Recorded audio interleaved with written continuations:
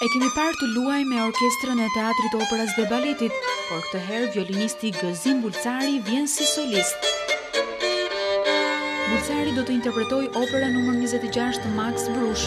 Së bashku me Harene Weberit, kjo do të jetë edhe klasike e parë që do të hap perdet e skenës për këtë sezon në Teatrin e Operës dhe Baletit. Bruch është koncert romantik. Unë jam pjesë e orkestrës, jam orkestram, her pas here kur dal njerëz si solist është shumë peshë e rënë, po besoj do ta përballoj.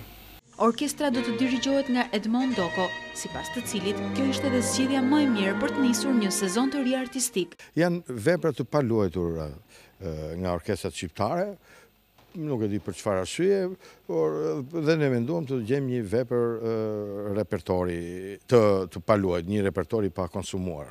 Ka një atmosferë romantike e cila të kujton dhe si thush muzikën popullore të gjermane, austriake, domethënë kombit gjerman, domethënë ku shkrihet bukur natyrshmëria popullore me mënyrën romantike të trajtimit të partit muzikor. Premiera e parë e këtij sezoni vjen për publikun të premten mbrëma në Teatrin e Operës dhe Baletit.